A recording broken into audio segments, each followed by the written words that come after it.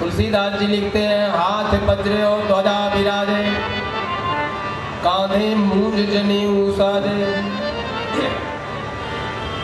श्री हनुमान जी की पताका वही लहरा सकता है जो श्री हनुमान जी के जैसा, और हनुमान जी के जैसा तो कोई हो ही नहीं सकता। हनुमान जी तो हनुमान जी। वाह बजरंगबली, क्या कहना। कहते हैं जो अघटित घटना को घटा दे और जो ना घटने वाली घटना हो, जो घटने वाली घटना उसे रोक दे, वो घटना रुक जाए, और ना घटने वाली घटना को घटा दे, ऐसी बिरदावली नहीं आने की।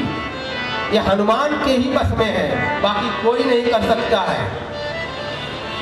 अच्छा, गुरुदेव भगवान कहते हैं इस धरती पे दो ही बाल ब्रह्मचारी हुए, एक भगवान श्री हनुमान, एक भगवान श्री परशुराम। दोनों में अंतर।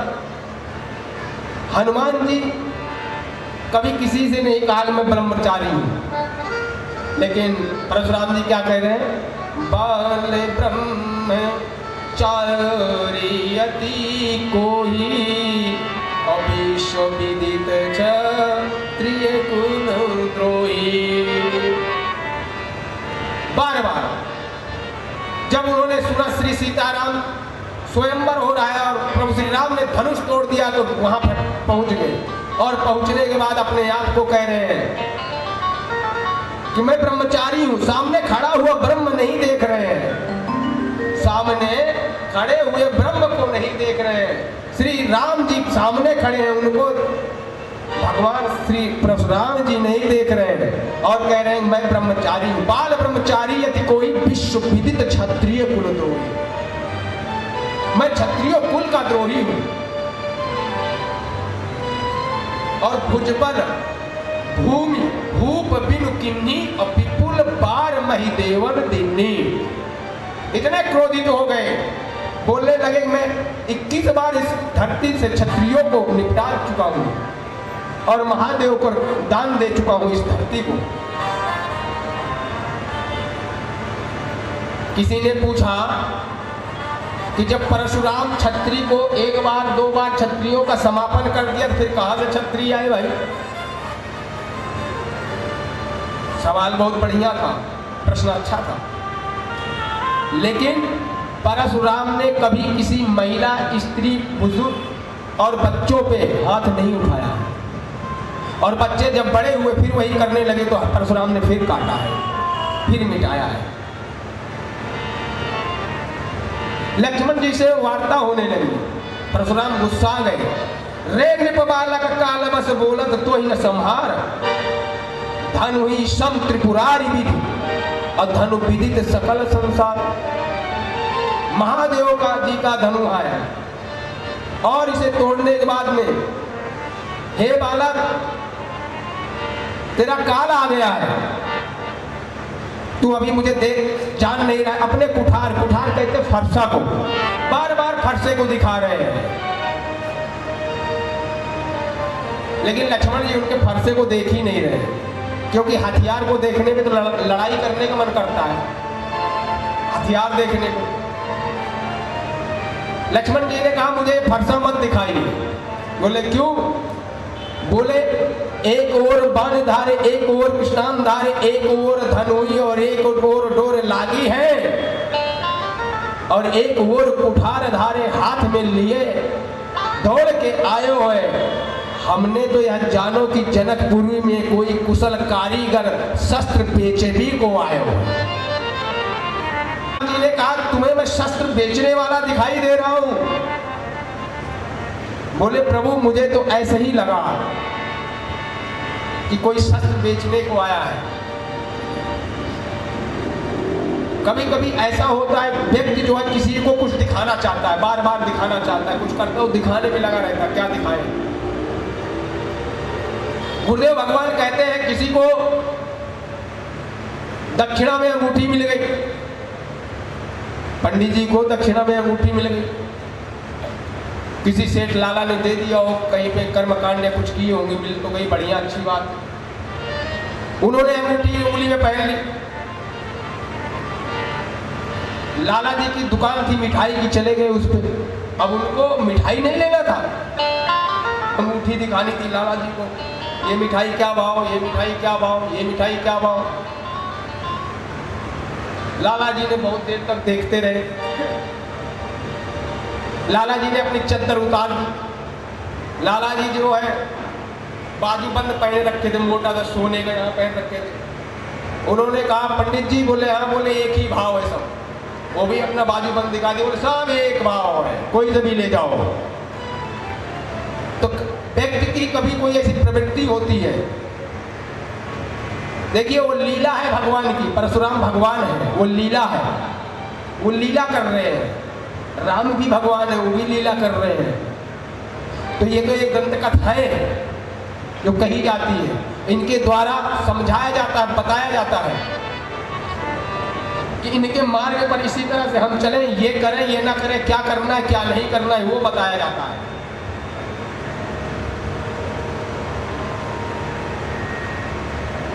और आगे तुलसीदास जी क्या लिखते हैं?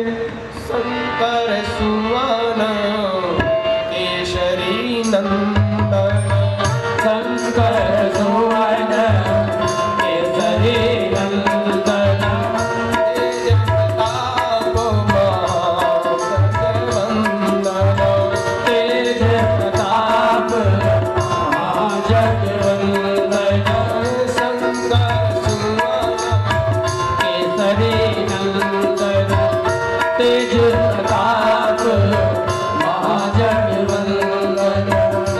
विद्यावान मुनि अति चातुर, राम काज करे एको आतुर, विद्यावान मुनि अति चातुर, राम काज करे एको आतुर।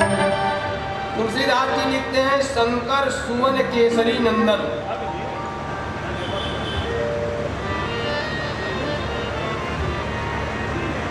शंकर के 11वां रुद्र अवतार हनुमान जी हैं और केसरी के नंदन हैं।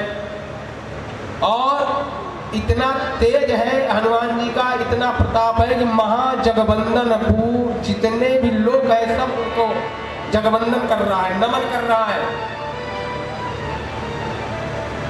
तो शंकर के सुवन कैसे? तुलसीदास जी कहते हैं एक बार नारद जी तपस्या करने के लिए निकले और वहां पहुंच गए हिमालय पे। हिमालय पे पहुंच गए, वहां बैठ गए और तपस्या करने लगे। तपस्या में इतने लीन हो गए, इंद्र ने सोचा ऐसा न हो नारद जी तपस्या ज्यादा कर ले और जाके नारायण से इंद्रासन मांग ले, तो इसलिए इनको विचलित करना चाहिए। उन्होंने अप्सराएं भेजी, कामदेव को भेजा।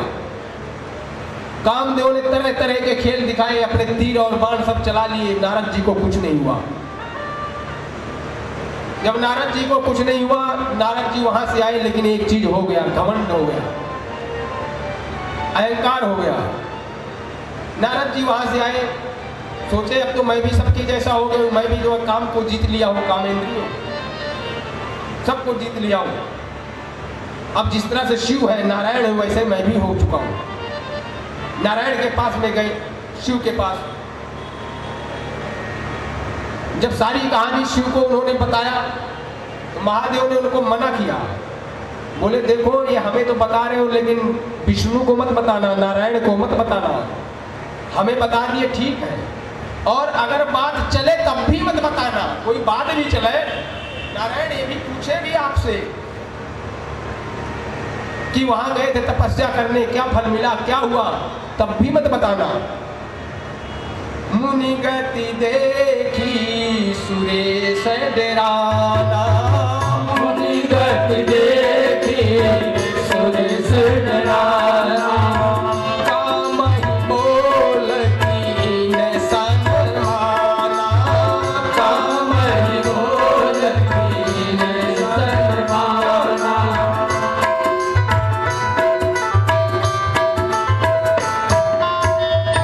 नारद जी गए राम कथा सुनाने के लिए शिव जी को, और काम कथा सुनाने मारने लगे।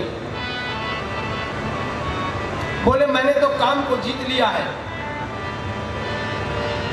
और नारद जी बैठ गए शिव के पास। तब नारद गवने शिव पाही, तब नारद गवने शिव पाही, जिका काम आही मति मन माही, जिका काम आही मन माही, मार चरित शंकर ही सुनाए, मार चरित शंकर ही सुनाए, अति प्रिय जानी महेश सिखाए, अति प्रिय जाहि महेश सिखाए।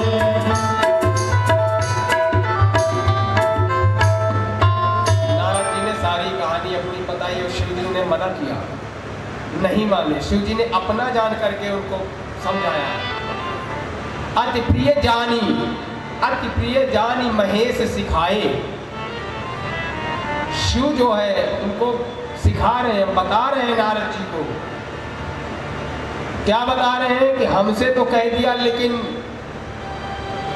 भगवान से, नारायण से मत कहना, नारायण से कह दोगे तो दिक्कत हो जाएगी। और महादेव जी समझ गए थे कि इनको फोड़ा निकल गया है, अहंकार का फोड़ा निकल गया है।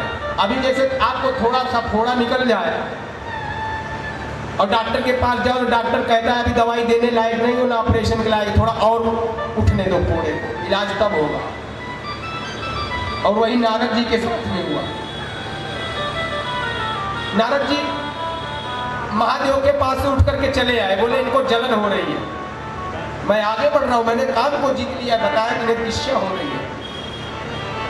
बहुत दिन तक अकेले रहे। लक्ष्मी ने नारायण से पूछा प्रभु बहुत काफी दिन हो गया नारद जी आए नहीं। बोले नारद जी का इलाज करूंगा मैं ढंग से। थोड़ा सा नारद जी को फोड़ा हो गया। तो बोले लक्ष्मी ने कहा फोड़ा होने ही क्यों देते हो, जब इलाज करना होता है तो होने ही क्यों दिया। बोले वो भी जरूरी है, नहीं तो व्यक्ति सुधरेगा नहीं। बहुत दिन जब बीत गए तो नारद जी ने सोचा कि अब तो हमें चलना चाहिए। आए नारायण लोक को चले वैकुंठ धाम। एक बार कर